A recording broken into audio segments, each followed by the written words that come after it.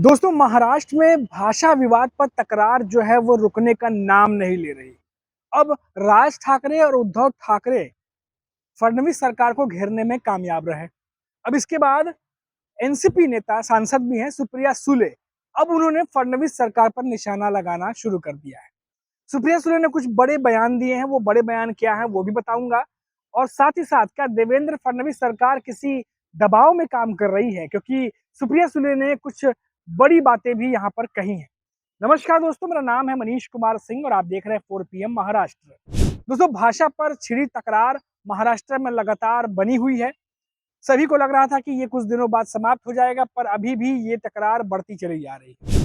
NCP की नेता हैं, सांसद हैं सुप्रिया सुले। उन्होंने साफ कहा है कि इतिहास में पहली बार ऐसा हो रहा है कि महाराष्ट्र में कोई नेता मराठी से ऊपर हिंदी को रख रहा है। क्या देवेंद्र फडणवीस किसी दबाव में काम कर रहे हैं? क्या देवेंद्र फडणवीस पर किसी तरह का दबाव है? ये बात सुप्रिया सुले कह रही हैं। देखिए दोस्तों, लगातार आपने देखा होगा कि ये जो पूरा मामला है, ये गरमाया तब जब देवेंद्र फडणवीस सरकार ने पहली कक्षा से ही हिंदी अनिवार्य करने के लिए जो है वो कानून लाने की बात कही। उसके बाद से लगातार महाराष्ट्र में विवाद छिड़ गया कि मराठी और इंग्लिश के अलावा हिंदी को तीसरी भाषा जो है वो कंपलसरी क्यों बनाई जा रही है, और महाराष्ट्र में जो है वो मराठी पढ़ाई जानी चाहिए। इसको लेकर लगातार विवाद होते रहे। और अब उसके बाद क्योंकि महाराष्ट्र में चुनाव भी है, तो ऐसे में ये मुद्दे ज्यादा हावी होने ही थे। अब राज ठाकरे उद्धव ठाकरे ने भरपूर विरोध किया, दोनों के कार्यकर्ता साथ में उन्होंने प्रदर्शन किया। और आपने देखा कि फिर फडणवीस सरकार को हिंदी जो है वो कंपलसरी की जगह वैकल्पिक, और वैकल्पिक के बाद फैसला रद्द कर करके उसको समिति बनाई गई जिसपे विचाराधीन कर दिया गया, यानी कि अब ठंडे बस्ते में एक तरीके से डाल दिया गया है। अब इसे विजय दिवस के रूप में राज ठाकरे उद्धव ठाकरे ने मनाया। अब ये पूरा मामला गरमाया हुआ था क्योंकि राज ठाकरे अभी भी लगातार रैलियां कर रहे हैं, संबोधन कर रहे हैं। मीरा रोड में भी वो गए थे जहां पर उन्होंने संबोधन किया।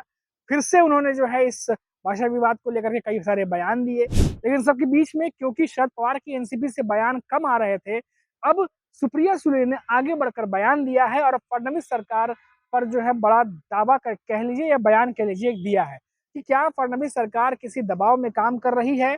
और उन्होंने फिर से ये बात कही है कि जरूर उनके ऊपर कोई दबाव है, क्योंकि इतिहास में महाराष्ट्र में कभी ऐसा नहीं हुआ कि कोई नेता जो है वो मराठी से ऊपर हिंदी को रख रहा हो। तो ये कई सारी बातें जो है वो सुप्रिया सुले ने कही है। अब देखिए दोस्तों, यहाँ पर गौर करने वाली बात यह है कि महाराष्ट्र में जिस तरीके से भाषा पर तकरार बढ़ा, सिर्फ महाराष्ट्र में नहीं बल्कि बात दिल्ली तक पहुंची। और आपको याद होगा कि निशिकांत दुबे ने एक बयान दिया था जिसमें कहा था कि अगर आप यूपी बिहार आएंगे तो आपको पटक पटक कर मारेंगे, और कई सारी बातें महाराष्ट्र के परिप्रेक्ष्य में उन्होंने कही थी।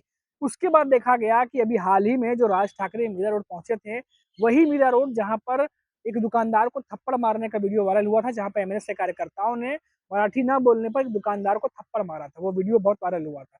इसके बाद लगातार ये बातें कही जाती रही कि क्या भाषा विवाद को लेकर के क्या ये मामला बढ़ता चला जाएगा, क्योंकि इसी रैली में राज ठाकरे जो हैं उन्होंने भी निशिकांत दुबे को ये बात कही कि अगर वो मुंबई आएंगे तो उन्हें समुद्र में डुबो डुबो कर मारेंगे। वो बयान जो है इस तरीके का दिया कि वो न्यूज में हेडलाइंस बनती चली गई। और अभी भी भाषा पर जो तकरार है वो महाराष्ट्र में लगातार बना हुआ है। अब इस पर सुप्रिया सुले को जो बयान आया है, अब उस पर क्या बयान बीजेपी के नेता देंगे, फडणवीस सरकार क्या नेता देंगे, या देवेंद्र फडणवीस खुद देंगे, ये देखने वाली बात होगी। क्या देवेंद्र फडणवीस वाकई किसी के दबाव में काम कर रहे हैं?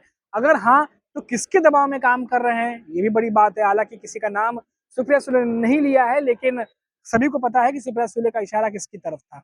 फिलहाल महाराष्ट्र की राजनीति में जानकार यही कह रहे हैं कि भाषा का जो ये विवाद है ये अभी तक समाप्त नहीं हुआ है और ये अभी और चलेगा।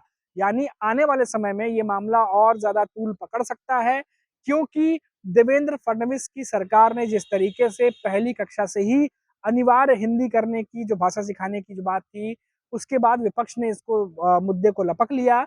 और क्योंकि ये मुद्दा जो है महाराष्ट्र में आमतौर पर देखा जाता है कि जब भी राज ठाकरे जब इस तरीके से चीजें लेकर के आते हैं तो ज्यादा सुर्खियों में रहते हैं, ज्यादा उस पर बातें होती हैं, ज्यादा खबरें बनती हैं और ज्यादा तूल पकड़ती हैं। और देखा गया कि हालांकि देवेंद्र फडणवीस लगातार ये बात कहते रहे कि कानून हाथ में लेंगे तो कार्रवाई होगी, लेकिन क्या कार्रवाई हुई, कितनी कार्रवाई हुई, ये अभी चर्चा का विषय। इस पर तो हम अभी बात नहीं कर सकते, क्योंकि लगातार ये देखा जाता रहा कि ये चीजें चलती रही।